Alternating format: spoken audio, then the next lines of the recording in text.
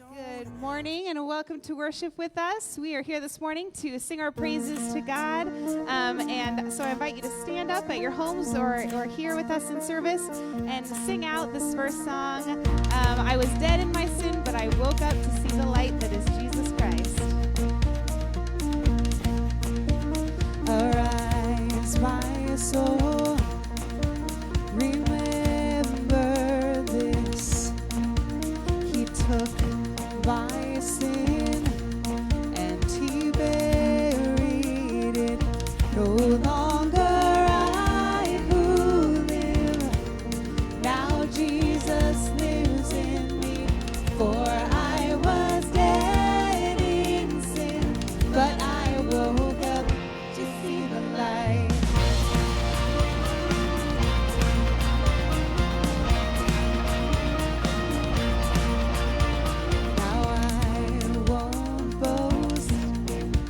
But in the cross that saved my soul, all else is lost. The grip of fear has no hold on me. So where, oh death, where is your sting? No longer I who live, now Jesus lives in me. For I was dead in sin, but I woke up to see the light.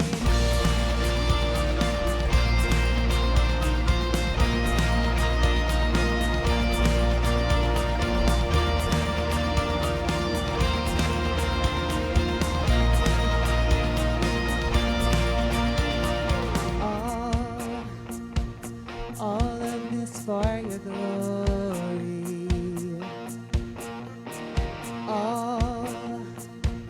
All of this for your glory. All of this for your glory. All of this for your glory. All of this for your glory.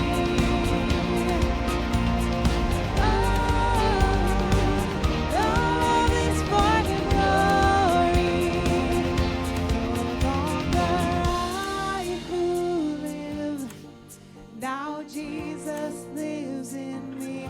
For I was dead in sin, but I woke up to see the light.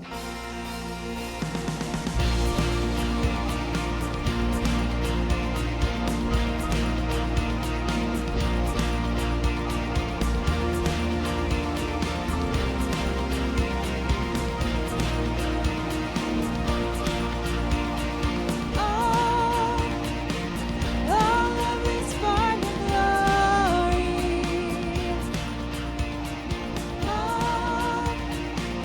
All of this for your glory.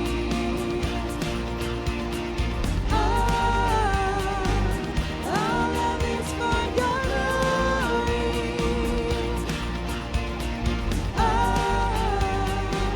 All of this for your glory.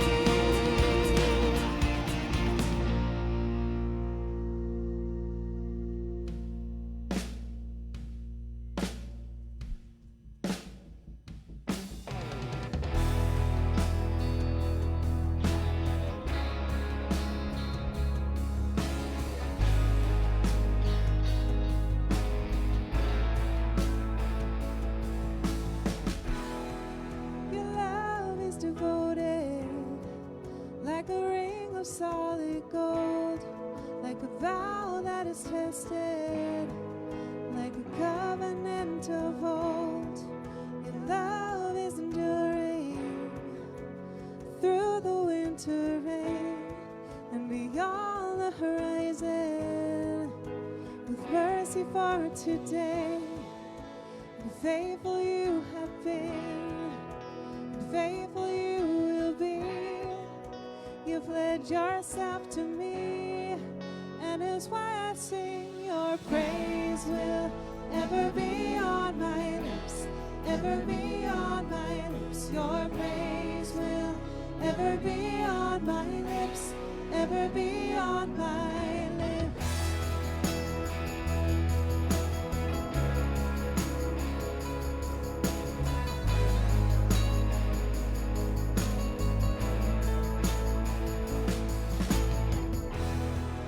You father the orphan, your kindness makes us whole, and you shoulder our weakness, and your strength becomes our own.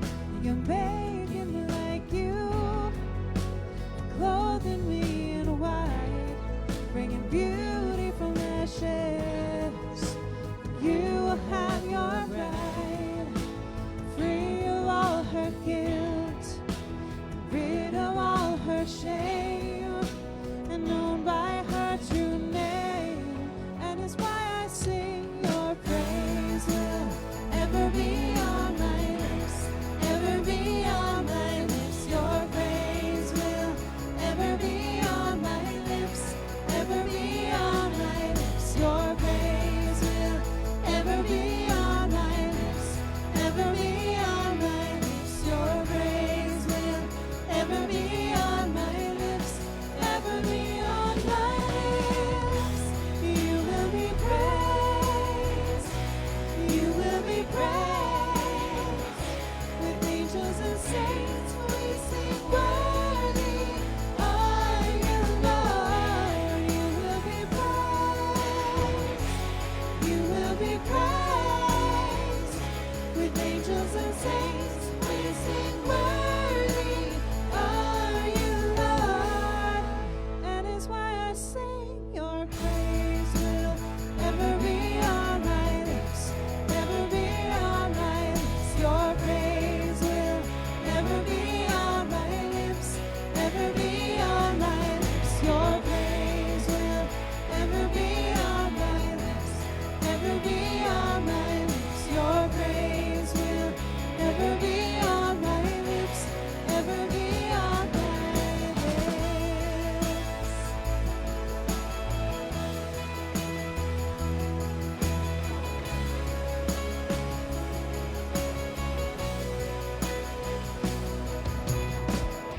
Amen. I invite you to be seated this morning as we turn our attention to the screens and check out our Life at Adventure video.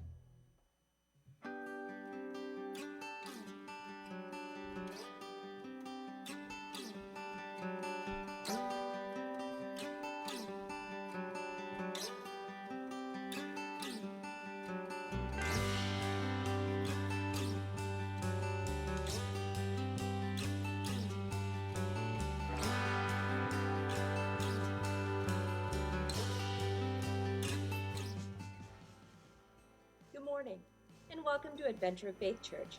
We're so glad you're joining us today. Happy Father's Day to all the dads we know and love here at Adventure. I hope you have something wonderful planned for the day. It has been a tough time for all of us recently, and through it all, we continue to pray that God is our refuge and strength, an ever-present help in trouble. Psalm 46:1. On Tuesdays at 6 p.m., we invite you to join us here for an hour devoted to praying together for our church, our country, and all of God's children. Our one-for-one donations go to support one specific need within the congregation or community. For the month of June, these will go to support the Ruiz family after the loss of their infant son. You can drop your dollar into the box outside the worship center. If you're not in the building but would like to financially support them, please contact the church directly. Sunny weather is here, and we've brought back the porta potty for the summer to make spending time at the playground and connection zone more comfortable. This beautiful and safe space was created just for you. Remember to come play, study, eat lunch, and meet up with friends. And speaking of beautiful spaces, check out our new roof. Thank you to everyone that contributed to the Top to Bottom campaign to make this happen.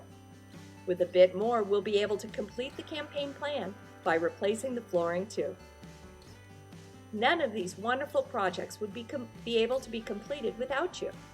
Thank you for your continued and generous financial support of Adventure Faith Church.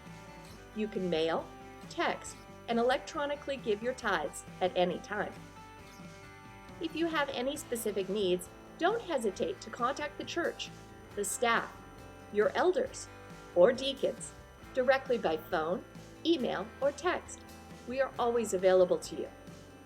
Take care as we worship together today and throughout the upcoming week. Happy Father's Day! We love you! Happy Father's Day! I hope that you have a wonderful day and enjoy your time, and just know that you are very loved. Happy Father's Day, Dad! Happy Father's Day! So, over the many years that I have known my dad, all 19 years of my life, growing up in Port Orchard, I learned a lot of things, building stuff, a lot of yard work, how to budget well, a lot of things that have helped me out when I've been over in Pullman living my adult life. But the best thing I learned from my dad probably was his sense of humor. He's absolutely hilarious. So I've been saving a couple dad jokes just for when I need to make a video for Father's Day or something. Like when I started working at the calendar factory recently, I ended up getting fired because I took a couple days off. Well, I love you, Dad, and I miss everyone in Port Orchard. Happy Father's Day! Happy Father's Day! Happy Father's Day, Daddy, we love you.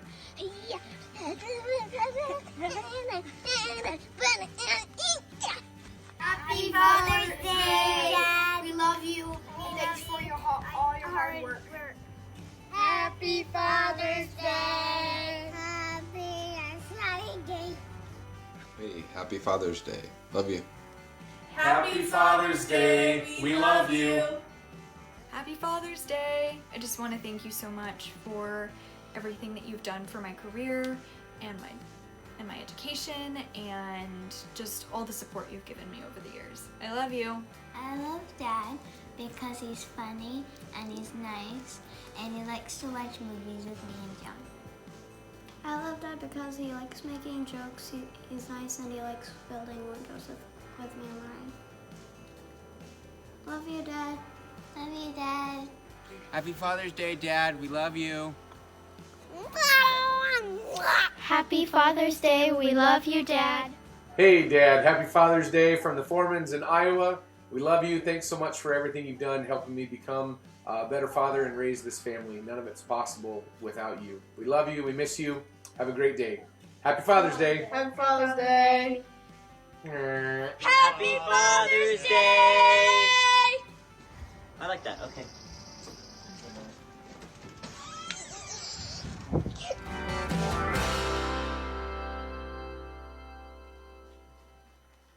We must restore hope to young people, help the old, be open to the future, spread love, be poor among the poor. We need to include the exclude and preach peace. Pope Francis. I invite you to stand and join us once more as we continue in worship. Amanda is going to lead us in singing Come As You Are.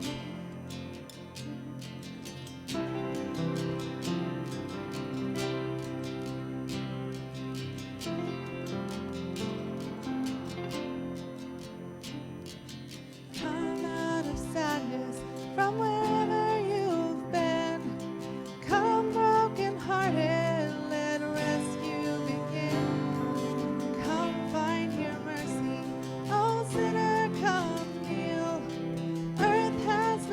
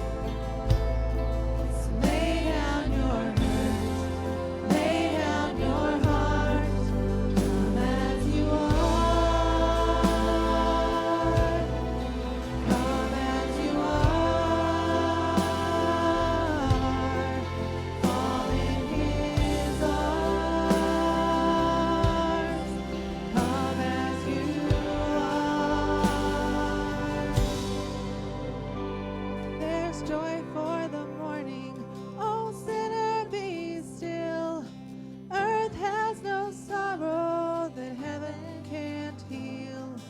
Earth has no sorrow that heaven can't heal. Lay down your burdens, lay down your shame. All who are broken, lift up your face. Oh, wanderer, come home. You're not too far. So lay down your head, lay down your heart, come as you are.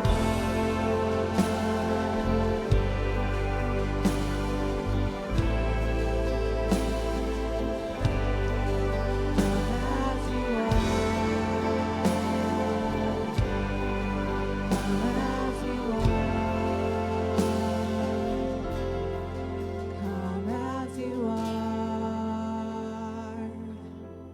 Would you pray with me? Dear God, we thank you and we praise you for being a forgiving Father, for being an omnipresent in our lives, that we know that you are the God of everything, that you've created us, and that nothing is too big for you to handle, God. Please help us to trust you with all of our sorrows, with whatever heavy weights we bear, God, that we know we can turn to you, and that you are a place that we can lay those things down, and that you offer forgiveness, you offer peace, you offer love. God, this morning as we move into the sermon, I pray that you would give Pastor John the words he needs to spread your word, that we would have open hearts and open minds to hear it, and to be inspired and moved by your Holy Spirit here with us this morning. In Jesus' name, amen. You may be seated.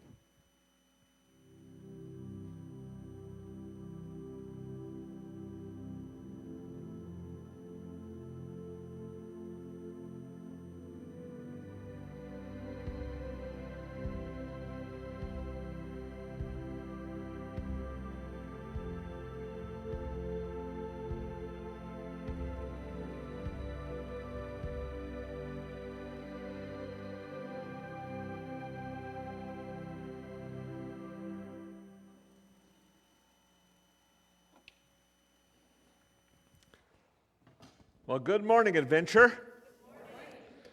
Glad to see you here today, and happy Father's Day to all the fathers. Welcome to all of those who are joining us on Facebook this morning. I mean, the fact that you can join us for worship over the internet proves that God can take that which is evil and use it for something good. Okay? Yeah. Well, we're glad you're here, and we hope that others will consider rejoining us on Sunday mornings. We're going to Phase 3 tomorrow in Kitsap County, which means we'll have more seats available in the worship center, and you can sign up and make your reservations online for next Sunday if you wish to. If you're sick, we don't want you here. If you are at risk, stay home. If you're thinking about getting sick, stay home too. Okay? But if you're comfortable coming, we have plenty of room for people to come and worship in person. And again, we're glad for those of you who have joined us on Facebook. We're just one big happy congregation gathering in a variety of ways. So thank you for being here today. Last week, as we continue our walk through the Gospel of John here, last week we finished up this amazing story of the blind beggar who was healed by Jesus. And you may remember that the Pharisees, the religious leaders of the Jews, could not accept the undeniable reality that Jesus had actually restored this man's sight. And they couldn't accept it because they couldn't explain it. They were far more concerned with how this guy could see rather than that he could now see, okay? And the more the blind man insisted that Jesus is the one who restored my sight, the angrier the Pharisees became. And when the blind man insisted that Jesus must be from God, because who else could do something like this, the Pharisees excommunicated the guy from the synagogue. The message of Jesus to the Pharisees was, you think you can see everything, but you're the ones who are really blind because you can't even admit that you are sinners. And then Jesus begins a long teaching about who he is. And he does it in the context of something that the people in his day were very familiar with and that we aren't as familiar with, okay? And the context and the examples he used all had to do with sheep. Sheep. How many of you have ever lived on a sheep ranch? That's what I thought, okay? How many of you have ever had a pet sheep? One or two, okay? Most of us don't know anything about sheep, okay? But Jesus, speaking to people who knew everything about sheep, he said this, John 10, we're in the 10th chapter of John, beginning with verse 1. Jesus said, very truly I tell you, Pharisees, anyone who does not enter the sheep pen by the gate, but climbs in some other way, is a thief and a robber. The one who enters by the gate is the shepherd of the sheep. The gatekeeper opens the gate for him, and the sheep listen to his voice. He calls his own sheep by name and leads them out. So, Jesus is contrasting here someone who enters through the door of the sheep pen and those who try to climb over the fence and try to sneak into the sheep pen. The ones who try to sneak in are thieves and robbers, but the shepherd uses the gate. Now, we're going to see how that works in just a minute, but these thieves and robbers that Jesus talks about, who are they? And I think it's pretty clear because Jesus has just had a heated discussion with the Pharisees about the man born blind, and Jesus is talking to those who were called by God to be the shepherds of God's flock, the religious leaders of Israel.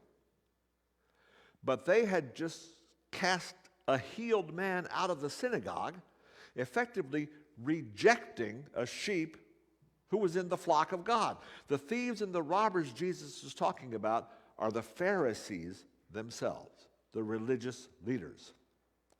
Now, back up a little bit. In ancient Israel, the care of the sheep was very different from the way it's done today, okay? In those days, there was one giant, large sheep pen, okay? A central pen in each community. And at the end of the day, people brought their small individual flocks into this one big giant pen, and they combined their resources, and they paid a gatekeeper whose job it was to watch over and protect the sheep during the night.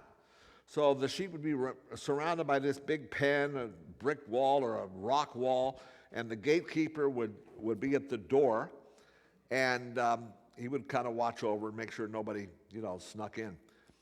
And in the morning, the gatekeeper would open the door to the shepherds who had sheep in the pen. So the shepherds would go through the gate, and when a shepherd entered the pen, the sheep of all the local flocks were all mixed together. They were just all having a good time. And so he would begin to call his sheep. And his sheep recognized his voice and came to him. Sometimes the shepherd even had names for the sheep, and he would call them by name, and his sheep would come to him and follow him out through the gate. I saw this special on YouTube, see what I do with my free time, this last week, about a shepherd calling his sheep. And there's this ranch somewhere out in Montana or somewhere where they let people come, and they've got sheep all over the hills, okay? And they invite you to call the sheep. And so these people who pay $5 to get into this place, and they go up to the fence and they start calling the sheep. Here, sheepy, sheepy, sheepy, bah, or whatever. It's silly to watch. And the sheep turn their back and ignore them, totally walk the other way. Sometimes they run the other way. And then the shepherd says, no, the sheep only know my voice. And he goes out and he says something like, Hey, and the sheep all like, what was that? And he does it again. Hey, and they turn and they start walking toward him. And he does it one more time, and then they're all like a stampede. They're all running to him. See? They know his voice. Any other voice, they wouldn't know. So Jesus uses this illustration over and over again in this passage to explain his relationship to the ones who were given to him by the Father, those who are believers. Jesus knows the believer, and the believer knows Jesus and recognizes his voice and follows him. This is a two-way relationship. Okay? The shepherd knows the sheep, and the sheep know their shepherd. And in this illustration, it's obvious that the gatekeeper who opens the door represents the Father, who opens the gates of heaven for Jesus and lets him bring his sheep into safety out of the fold and into the green pastures, okay? So, some of you know that I grew up as a Baptist, okay? Sometimes I apologize for it, but, whatever. But every Baptist church I was ever a part of had a real desire to reach the sheep that were lost and bring them into the fold.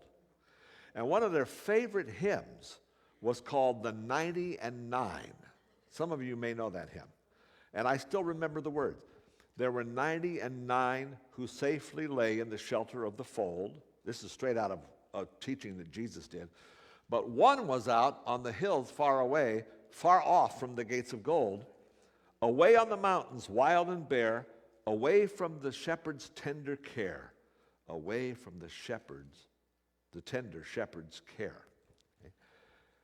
And all the rest of the many verses of that hymn were about the tenderness which with Jesus, the good shepherd, seeks after the lost sheep. Now, I've never sung that hymn as a Presbyterian. Okay? Our theme song seems to be more like, Little Bo Peep has lost her sheep. Leave them alone and they will come home, wagging their tails behind them, okay? Listen, if we're to be more like Jesus, we have to be more concerned for the sheep that are lost. Amen. Even more than we are for those who are already safely in the fold. Okay? And Jesus goes on. He says about the shepherd, when he has brought out all of his own sheep, okay, he goes on ahead of them, and his sheep follow him because they know his voice. But they will never follow a stranger. In fact, they will run away from him because they do not recognize a stranger's voice. Now, there's another major difference in the way the sheep were cared for in the past and the way they do it today, okay? Today, sheep are herded, usually by dogs. The sheepdogs get behind the flock and they make a lot of ruckus and chase the sheep around. The sheep start moving away from the dogs, okay? Now, I understand some high-tech shepherds are now using drones, okay? So either way, dogs or drones, they maneuver around the sheep to get them to go wherever they're supposed to go. But in ancient Israel, the sheep weren't chased in a direction, they were led. Okay? And the shepherd went ahead of the sheep, and wherever the shepherd went, the sheep followed. Okay? They didn't roam all over the place, then they didn't run away in a panic. They just followed the shepherd. The shepherd was their leader. If one sheep began to stray away, the shepherd would simply call it, Molly, and the sheep knew his voice and would follow him, but they would never follow a stranger. Okay? Anybody else could walk by. Sheep wouldn't follow that person. Okay? So John tells us that Jesus used this figure of speech, but the Pharisees didn't understand what he was saying. So Jesus then changes the whole analogy. Jesus says, very truly I tell you, I am the gate for the sheep. All who have come before me are thieves and robbers, but the sheep have not listened to them. Okay? I am the gate. Whoever enters through me will be saved. But the sheep, whoever enters through me will be saved. They will come in and go out and find pasture. Okay? And then he says, the thief comes only to steal and kill and destroy. I have come that they may have life and have it to the full. So now Jesus says, I'm not only the shepherd, I'm also the gate for the sheep. And his meaning is clear here. It's only through Jesus that salvation can be found. Those who come to God find access to life, real life, if they come through Jesus. And many others have promised these kind of things, but they were only thieves, Jesus said, intent on stealing, killing, and destroying. It's like they only want to profit from the sheep and then dispose of them, okay? But Jesus came not to steal, but to give. And his gift is life to the full, abundant life. But no one gets into the sheepfold unless they go through Jesus. He is the gate. Okay? Now, the Gospel of John is full of these I am sayings of Jesus. I am this, I am this. So now Jesus changes the analogy again, okay? And he says, he's trying to get through to these thick-headed Pharisees. He says, I am the good shepherd. The good shepherd lays down his life for the sheep. The hired hand is not the shepherd and does not own the sheep. So when he sees the wolf coming, he abandons the sheep and runs away. Then the wolf attacks the flock and scatters it. The man runs away because he's a hired hand and he cares nothing for the sheep. But I am the good shepherd. I know my sheep and my sheep know me. Just as the Father knows me and I know the Father. And I lay down my life for the sheep. So here, Jesus contrasts himself not with those who come to steal and destroy, but with the hired hand. Okay? In Jesus' day, some people took care of their own sheep, but sometimes if they were too busy and if they could afford it, they would hire someone else to look after their sheep. The hired hand didn't own the sheep. He didn't necessarily care about the sheep. He was just working for his wages, okay? And oftentimes the sheep didn't get the same tender care from the hired hand as they would receive from their true owners or shepherds. And so Jesus says that when the owner of the shepherd of the flock is tending his own sheep and a wolf threatens them, he uses his rod to beat off the wolf. Okay? If necessary, he lays down his life for his sheep because he's protecting that which is his. The hired hand, Jesus said, doesn't own the sheep. He has no stake in their survival. So if a wolf comes, he might be likely to just run away. And he's thinking, my life is worth more than these stupid sheep, okay? And they didn't belong to me. So let the wolves have them. Okay? So let me ask you, aren't you glad that you are God's sheep? Huh? Some people think that the pastor is the shepherd of the flock. You probably heard that, okay? And I want you to know, and I want everybody out there in internet land to know, that this is not true. This is not true, okay? And it's not true because you don't belong to me. Jesus is who you belong to. Okay? Jesus is your shepherd. The best you can hope from your pastor is that I'll be a good hired hand and try to take care of you as well as a real shepherd would. Okay? I was at an ordination service once, And the pastor giving the sermon spoke from this passage that we're looking at today. And he mentioned the fact that sheepdogs were used to help tend sheep in the time of Jesus. But they didn't get behind the sheep and chase them and herd them the way we do today, okay? Most of the sheep simply followed the shepherd. But occasionally, a really dumb stray sheep would wander away from the rest of the flock, okay? And that's when the dog would go into action. And the dog would go to that sheep and kind of nip it in the heels and nip it in the butt until it, got back in line and followed the shepherd. Okay? And this pastor who was giving the sermon, he said, "You may think your pastor is the shepherd, but you're wrong." He said, "Jesus is your shepherd. It is his voice that you must follow. Your pastor is actually the sheepdog." Okay? It's his responsibility to run around nipping at your butt until you keep following the good shepherd.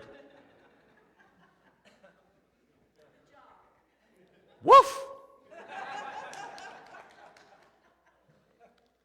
Okay, so don't look to me, okay? Look to Jesus, who is the good shepherd, the one who will never give up on you, the one who has already laid down his life for you.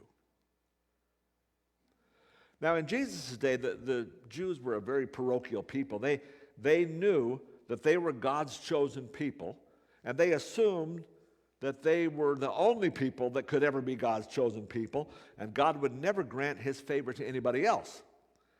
And Jesus absolutely demolishes that idea with what he says next. He says, "I have other sheep that are not of this sheep pen. I must bring them also. They too will listen to my voice, and there shall be one flock and one shepherd." And Jesus is talking obviously about the expansion of the gospel beyond the house of Israel and into the world of the Gentiles. And he's prophesying that he would bring into his flock even the Gentiles that the Father had given to him. The chosen of God would not just be Jews and the unchosen Gentiles, okay? Jesus, the good shepherd, would add others to his flock, and Jews and Gentile alike would be in one flock, the church, that God has chosen to follow one shepherd, Jesus Christ. And then Jesus wraps up his teaching by saying, "The reason my Father loves me is that I lay down my life only to take it up again."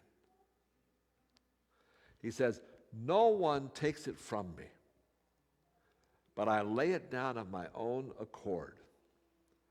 I have authority to lay it down and authority to take it up again. This command I received from my Father." This is kind of a warning to those who were already plotting to take his life. He said, "You can't take my life from me. I choose to give my life for my sheep.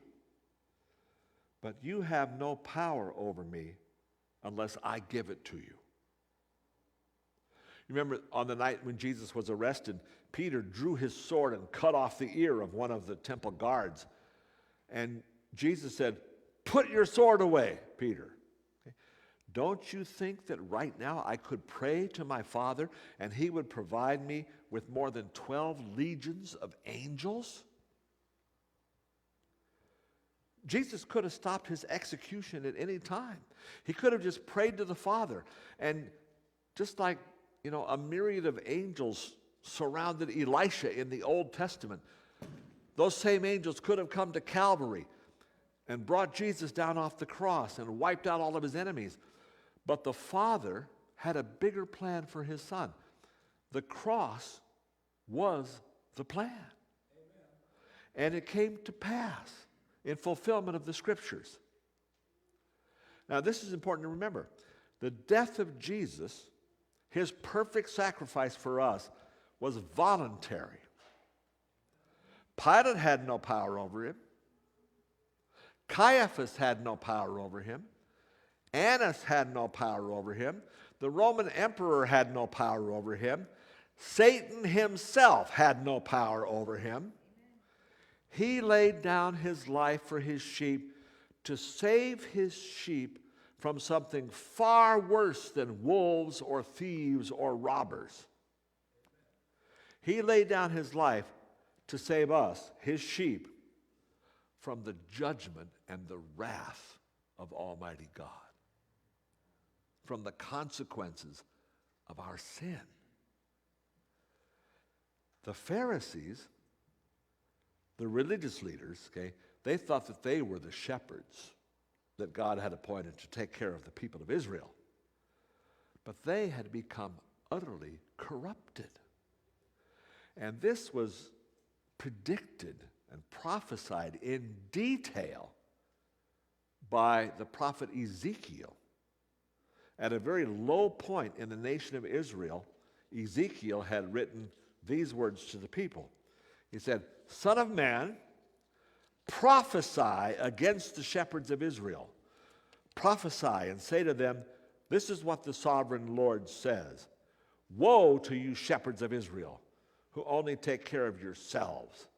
Should not shepherds take care of the flock? You eat the curds and clothe yourselves with the wool and slaughter the choice animals, but you do not take care of the flock.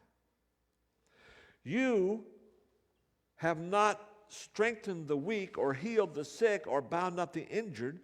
You have not brought back the strays or searched for the lost. You have ruled them harshly and brutally. So they were scattered because there was no shepherd. And when they were scattered, they became food for all the wild animals." Jesus said exactly what this prophecy had predicted he would say. So when Jesus, the Son of Man, looked at the lost sheep of Israel, he laid the responsibility at the feet of the corrupt and self-serving Pharisees and religious leaders, the very ones who had been charged by God to feed the flock, to care for the flock. And when Jesus was finished, the reaction of those who heard him was predictable, okay? The Jews who heard these words were again divided. Divided. Some of them said, many of them said, he is demon-possessed and raving mad. Why listen to him? But others said, these are not the sayings of someone possessed by a demon. Can a demon open the eyes of the blind? They're still referring back to the blind man. So let me ask you, okay, and all of you out there, do you think Jesus was a raving lunatic? And if not, then my question is, do you know him? And does he know you? You say, well, how do I know that? Well, Jesus gives us the answer. He says, my sheep hear my voice. Do you hear the voice of Jesus in your heart? Do you hear him calling you when you kind of stray away? When you have that inner faith that leads you to believe in and trust that Jesus is who he says he is, that's a sign that Jesus is calling you. And the question becomes, will you follow? Will you follow? Will you go where Jesus wants you to go and do what he wants you to do? And if you're not one of the sheep in Jesus' flock, you may be likely to follow other voices. The voices of false shepherds and thieves and robbers. Those who would lead you away from God. Maybe you felt like, well, I used to be in the fold, but you've strayed away. Guess what? Jesus is still calling you. He wants you back. He's coming, looking for you, calling you by name. He may have to send the dog after you to nip at your butt to get you back in line, okay? But if you're truly one of the sheep of Jesus, you'll hear his voice and follow. And the more you follow Jesus, the closer to him you become, and the more like him you strive to be. Okay? Here's the way Jesus said it. I am the good shepherd. I know my sheep, and my sheep know me.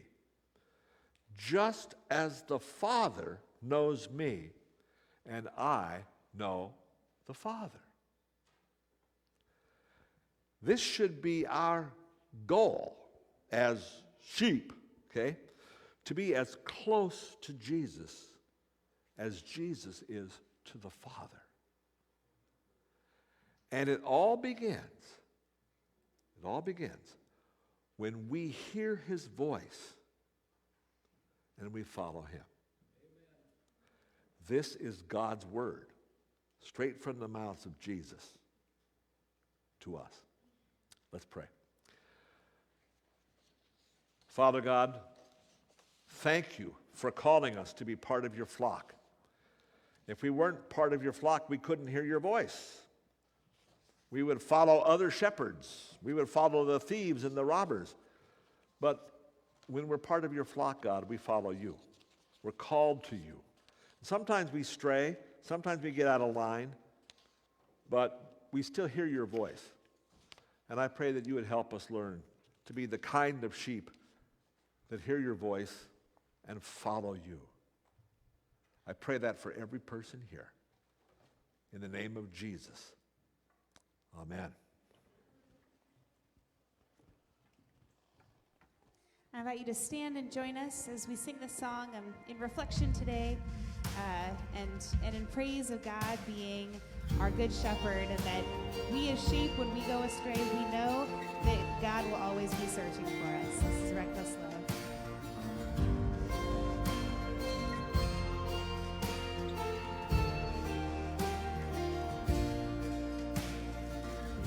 Before I spoke a word, you were singing over me. You have been so good to me. Before I took a breath, you breathed your life in me. You have been so kind to me.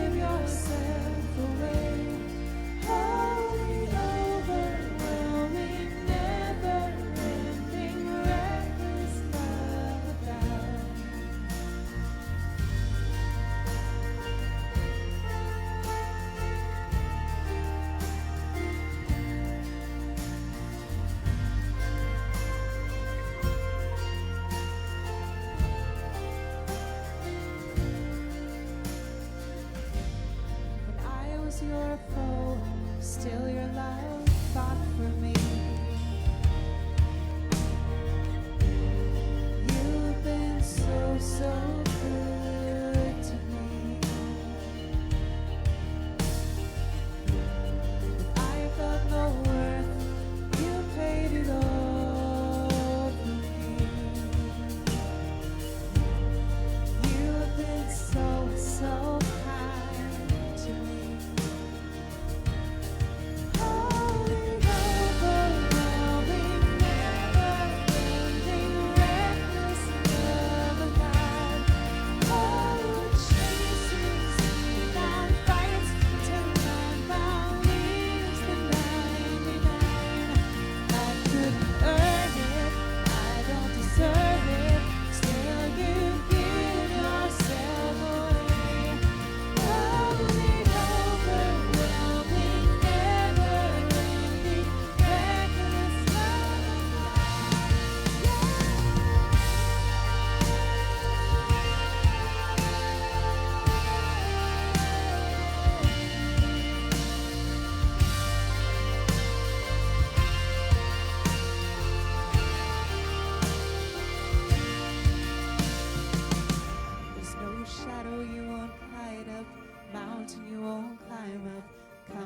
after me.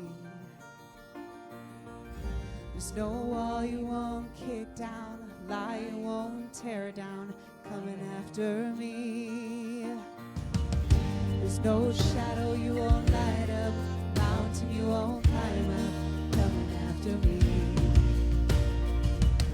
There's no wall you won't kick down, lie you won't tear down, coming after me.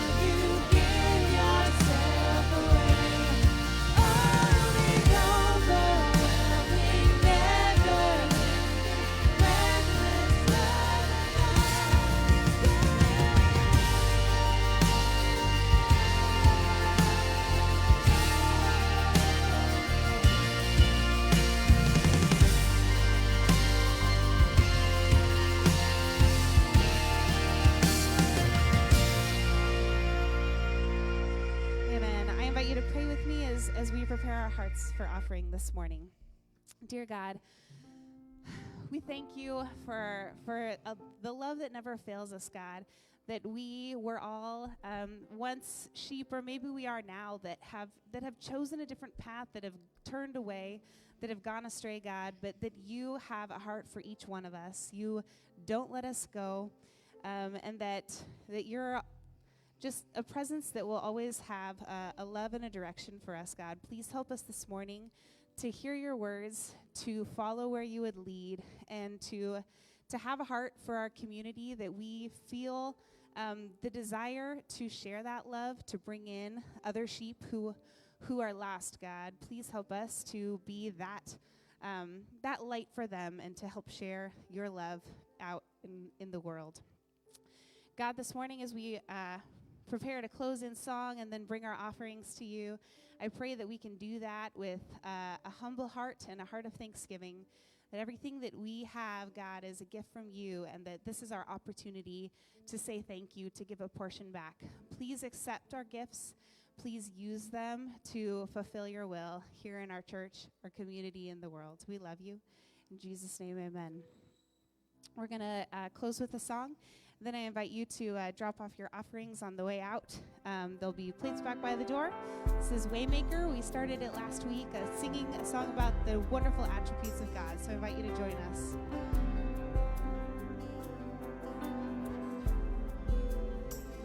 You are here, moving in our midst. I worship you. I worship you. You are here, working in this place. I worship you. I worship you. You are waymaker, miracle worker, promise keeper, light in the darkness. My God, that is who you are.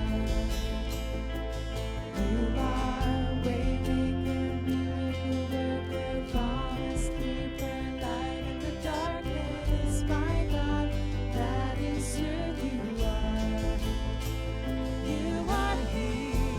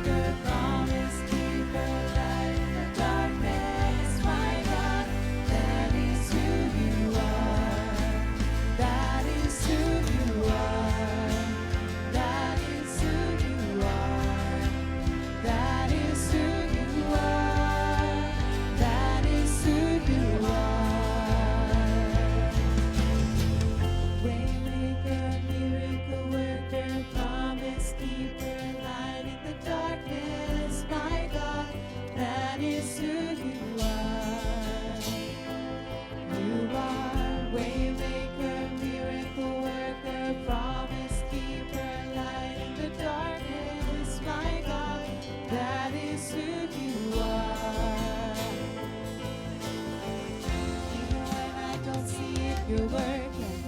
Even when I don't feel it, you're working. You never stop working. You never stop working. Even when I don't see it, you're working. Even when I don't feel it, you're working. You never stop working. You never stop working.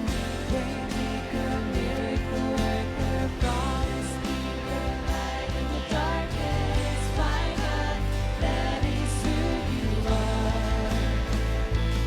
You are waymaker, miracle worker, promise keeper, light in the darkness. My God, that is who you are.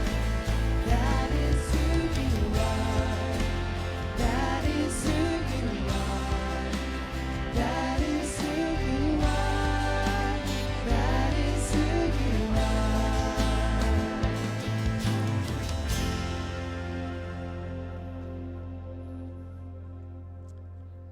Once again, thank you for being present today. Thank you for being present on Facebook today. We look forward to seeing you next week. May the grace of our Lord Jesus Christ, the love of God, the fellowship of the Holy Spirit be with you and remain with you now and forever. Amen.